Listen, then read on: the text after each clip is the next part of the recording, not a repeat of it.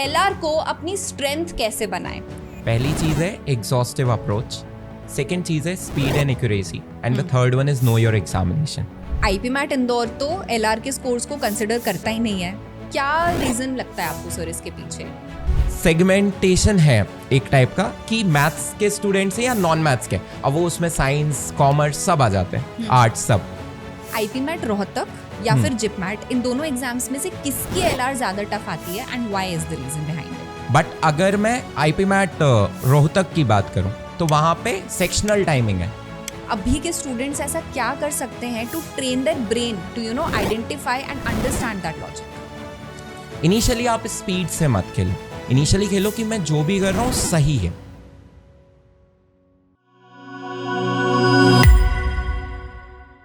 Logical reasoning एक ऐसा subject है जो अगर स्मार्ट अप्रोच से प्रिपेयर किया जाए तो आईपीमैट एस्पिरेंट्स के लिए बहुत बड़ा एडवांटेज बन सकता है, स्पेशली आईपीमैट रोहतक और जिपमैट जैसे एग्जाम्स के लिए जहां पर सेक्शनल कट ऑफ्स नहीं पूछे जाते। लेकिन सवाल ये है कि एलआर को अपनी स्ट्रेंथ कैसे बनाएं? ऐसी कौन सी सीक्रेट स्ट्रैटेजी यूज करना चाहिए जिससे आपके मार्क्स में सिग्निफिकेंट डिफरेंस आ सके?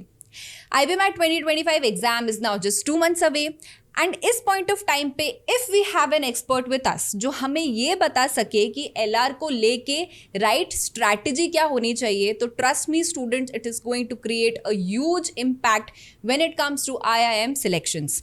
And this is the reason why Supergrads has invited over Mayur sir, who is an expert in the field of quantitative aptitude and logical reasoning subjects.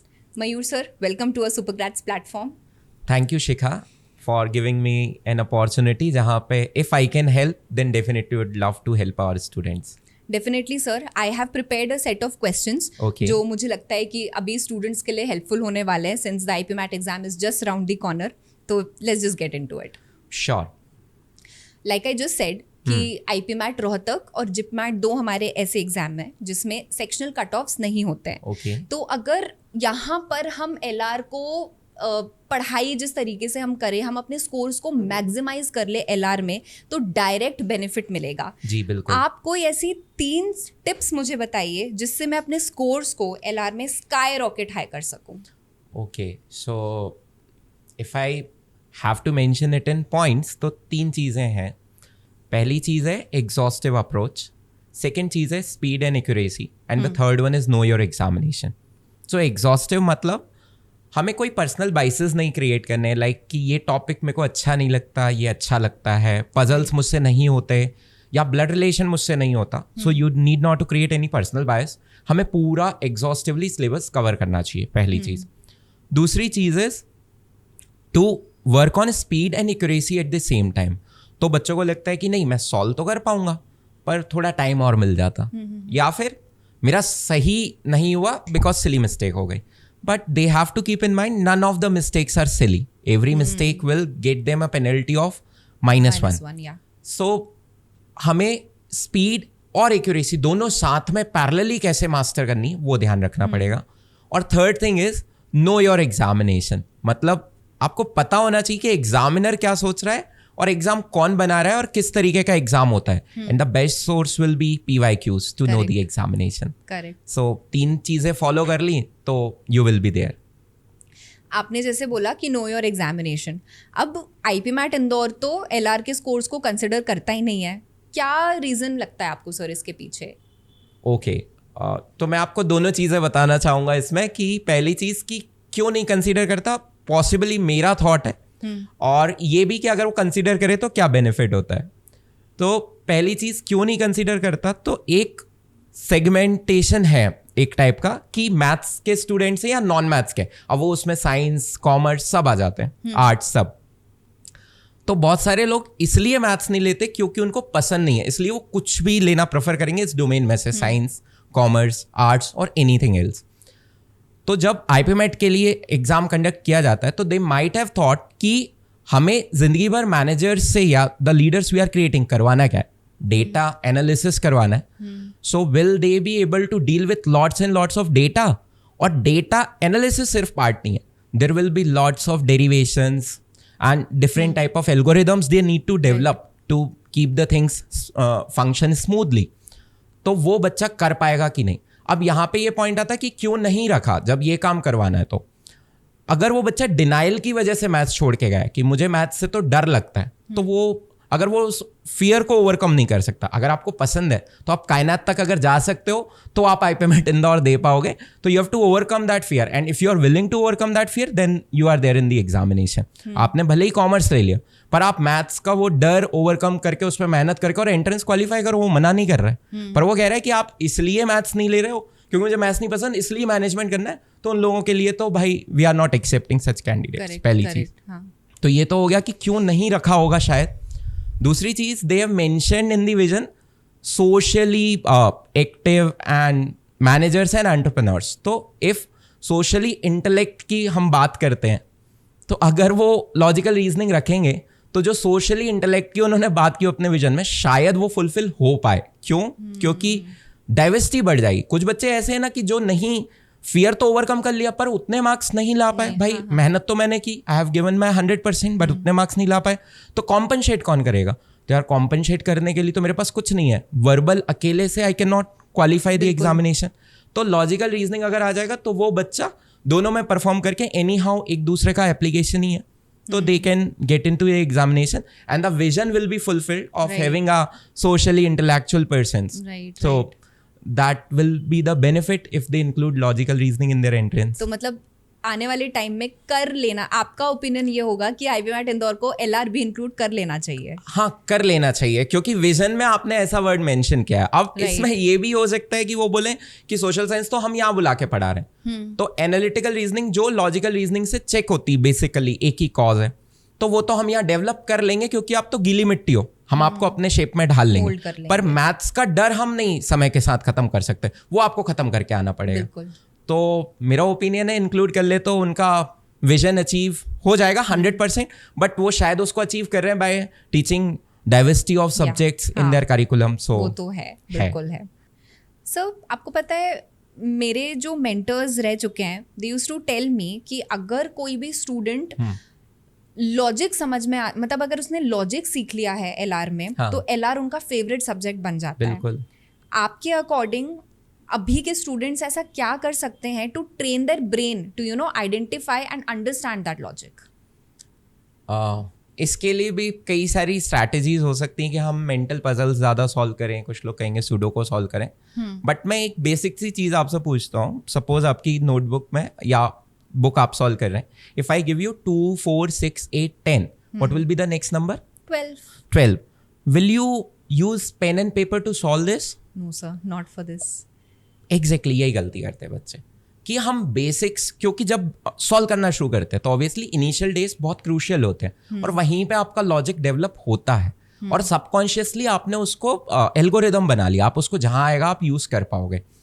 पर क्या होता है जब इजी पजल्स की बात होती है या इजी क्वेश्चंस की बात होती है तो वो उसको टाइम नहीं देते, थिंकिंग अरे सीरीज तो मुझसे हो जाती, ब्लड रिलेशन तो मैं इमेजिन कर लूंगा, बुआ के पापा के नाना, एंड इमेजिनेशन में चला जाऊंगा। Why to use pen and paper? I am saying pen and paper सबसे बड़ा हथियार है। आपको पेन पेपर यूज करना है हर छोटी से छोटी चीज में इनिशियल डेज में। इनिशियली आप स्पीड से मत खेलो, इनिशियली खेलो कि मैं जो भी कर रहा हूँ सही है, एक्यूरेसी से खेलो। और फिर लेटर ऑन, क्योंकि अब मैं एक्यूरेटली सॉल्व करता हूँ, इसको जल्दी कैसे कर सकता हूँ, तो pen paper comes into the picture, उससे सही लॉजिक अप्लाई होगा और उसी से you will fall in love. जब आप छोटी छोटी चीजें सॉल्व करके आपको जो खुशी मिलेगी ना, जो मोटिवेशन मिलेगा कि अरे क्विकली सॉल्व कर लेता हूँ, मैं तो 60 सेकंड में 6 क्वेश्चन सॉल्व कर लिए, तो वो आपको मोटिवेट करता है कि 1 मिनट में एक क्वेश्चन हो रहा है और फिर लेटर ऑन 2 मिनट में एक क्वेश्चन हो रहा है, क्योंकि अब आपको चस्का लग गया, हाँ लत लग गई है कि अब तो सॉल्व करनी है। तो this is obviously students has to do, not to skip the easy things. And second thing कि ऑब्वियसली अगर लॉजिक सही बन गया या लॉजिक सही लगाना आ गया तो कोई भी पजल ईजी हो सकती है। उसके लिए एक चीज़ है कि पैराफ्रेजिंग करने की आदत डाले बच्चे, जैसे इंग्लिश में बोलते हैं पैराफ्रेज कर लो, तोड़ लो, तो इसमें भी आप उतना ही पढ़ो जितना समझ में आ रहा है, कॉपी पे नोट करो, फिर आगे का पढ़ो। पूरा क्वेश्चन रीड करके एक बार में क्रैक करने की कोशिश करोगे तो गलती हो सकती है, चंक्स में आप ब्रेक कर लो और उस तरीके से सॉल्व करो। तो this is how you will develop the logic, और धीरे धीरे you will be able to read the whole question at once and do it in a go. But initial phases में you have to apply easy approaches खुद के ऊपर, need not to be that strict कि मुझे वहाँ 40 minute में इतने question करने हैं। तो खुद के मास्टर मत बनो, initially give your self time, accuracy पे काम करो शुरू में, पहले accuracy and then comes your speed. हाँ, देन कम्स योर स्पीड। साथ साथ स्पीड से हो जाता है सिली मिस्टेक हो गई, क्योंकि अगर आप साथ में स्पीड का भी बर्डन अपने ऊपर डालोगे तो इट इज बाउंड कि you are going to make mistakes. हाँ, वो प्रेशराइज होगा, दिमाग पे प्रेशर आएगा, और आपने अभी तक कुछ भी ऐसा सॉल्व नहीं किया है। This is something new you are doing. अगर आपने ओलंपियाड, एनटीएससी ऐसे कोई एग्जाम्स नहीं दिए तो for the first time you are doing such things, तो सिली मिस्टेक्स होंगी। अब सिली को आप छोड़ दोगे, सोचोगे अरे सिली मिस्टेक थी, सिली थी, वो सिली एग्जाम में अगर हो गई तो भाई उतने ही नंबर कटेंगे। They are not going to ask you बेटा सिली थी या एक्चुअल मिस्टेक थी। Actually true. तो you have to work on things in steps, not doing all the things all together कि मैं प्रो हो जाऊंगा हर चीज में। So focus on accuracy, then comes speed, and involvement of pen and paper should be there from the start till the end. भले ही फिर हम ओरली सॉल्व करना सीख जाएं, पर initially pen and paper plays an important role. हाँ, correct. इसी से मैं लास्ट क्वेश्चन पूछना चाहूँगी सर पॉडकास्ट का, कि हाउ शुड आई रिकग्नाइज और how should I identify as a student कि this particular LR problem is solvable for me और नॉट। क्योंकि मैंने हमेशा सुना है कि art of skipping becomes equally important. अगर आपको कोई क्वेश्चन नहीं बन रहा है तो उस पर टाइम वेस्ट करने की जगह ऐसे 2-3 क्वेश्चंस को सॉल्व करो जो आप सही कर सको, आप मार्क्स फेच कर सको। हाँ. तो ये मैं कैसे आइडेंटिफाई करूँ when it comes to logical reasoning? To address this problem, I would like to answer it in a mathematical way. बच्चे समझ जाएंगे कि NCR is equal to NC n minus R. Selection करना या रिजेक्शन करना दोनों बराबर है when it comes to permutation and combination. तो आपको जितना आइडेंटिफाई करना कि ये क्वेश्चन सही है या करने लायक है, उतना आइडेंटिफाई करना कि ये क्वेश्चन छोड़ने लायक है, इक्वली इंपॉर्टेंट है एग्जामिनेशन में। अब वो आएगा कैसे? फर्स्ट थिंग इज प्रैक्टिस, कि आप जितनी प्रैक्टिस करोगे, when you will go through things, when you have tried hard but you are not getting the questions right, तो यू विल आइडेंटिफाई कि भाई this is not my comfort zone, I will not waste my time here and will skip and will move to the next question. पहली चीज। दूसरी चीज, अब ये दूसरा पार्ट जब हम प्रिपरेशन कर रहे हैं तब शुरू हो जाती है ये वाली स्ट्रैटेजी कि कौन सा क्वेश्चन डुएबल, कौन सा नहीं है। तो पहली चीज, आप पूरे सिलेबस को टॉपिक से एसोसिएट करो। मतलब बहुत सारी बार होता है एनालिटिकल रीजनिंग पढ़ रहे हैं, अब उसमें सीरीज पढ़ रहे हैं, कोडिंग डिकोडिंग पढ़ रहे हैं, ऑड मैन आउट पढ़ रहे हैं, एनालॉजीज पढ़ रहे हैं, हम पजल सॉल्व करें, पजल्स में कंपैरिजन कर रहे हो, डिस्ट्रीब्यूशन कर रहे हो, अरेंजमेंट कर रहे हो, तो आप टॉपिक टैगिंग शुरू करो शुरू से। वो टैग क्या करते हैं, हेल्प कर देते हैं। क्वेश्चन पढ़ा, मुझे पता है इसको टैग कौन सा मिलेगा, अब मुझे पता है इसको टैग मिला है सिलेक्शंस का, तो मैं बोलूंगा नहीं करना, केस इंटेंसिव है। वो एक थॉट प्रोसेस वैसी बन सकती है कि मैं टैग, ब्लड रिलेशन है, इजी है, तो कुछ टॉपिक तो देख के समझ में आते, कुछ में नहीं समझ में आते, तो पहले से अपने टैग बना लो कि ये टैग है और ये क्वेश्चन है। तो पहला तो टॉपिक एलोकेशन हो गया। दूसरी चीज हो सकती है इसमें कि फ्लो ऑफ इंफॉर्मेशन का जजमेंट। इंफॉर्मेशन किस टाइप की दी हुई है? इंफॉर्मेशन 3 तरीके की हो सकती है क्वेश्चन में। एक तो होती है डायरेक्ट इंफॉर्मेशन, सीधा पूछा है, A is the mother of B, B is the sister and so on, and you have to form the tree and answer it. दूसरा हो सकता है, तो फिक्स में तो easy है, मैं डायरेक्टली सॉल्व करना शुरू करूंगा, पहली लाइन से सॉल्व हो जाएगा, ट्री बन जाएगा, I will be able to answer.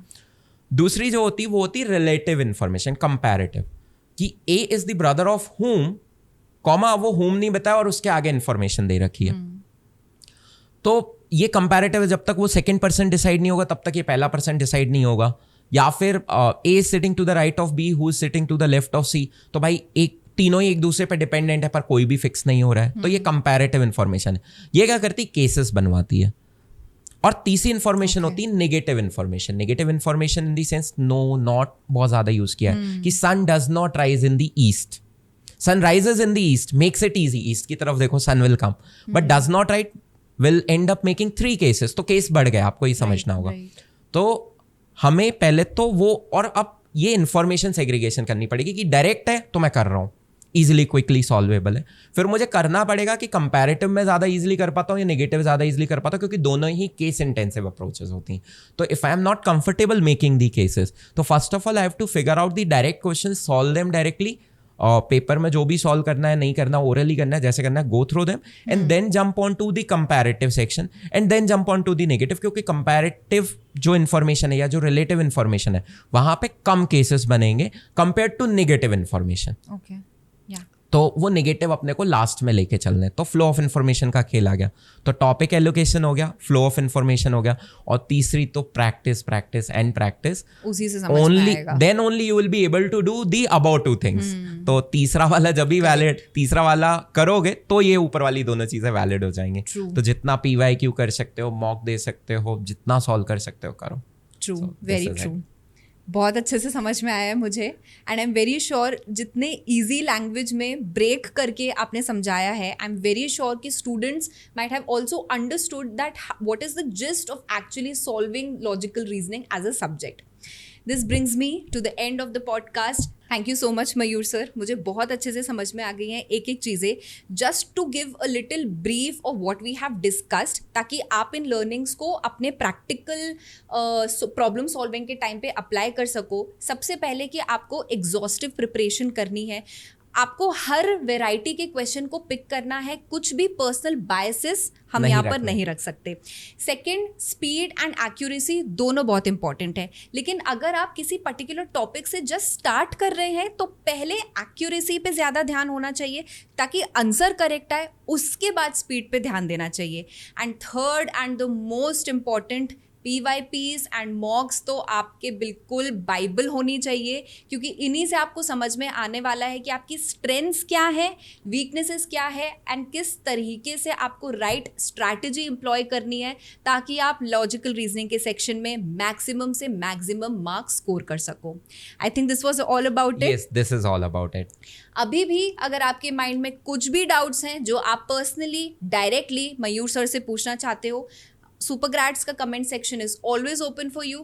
Please ask all your doubts in the comment section below, and Mayur sir will definitely help you solve all of them one by one. Thank you everyone for watching this episode. Thank you everyone, and thank you Shikha for giving me this opportunity. Of course sir, बिल्कुल। अभी ये पहला episode नहीं है, अभी ढेर सारे आने वाले हैं, क्योंकि आई नो बच्चे बहुत सारे कमेंट्स में क्वेश्चंस पूछेंगे, तो subsequently we'll keep on taking each and every comment. Sure, would love to do that. Definitely sir.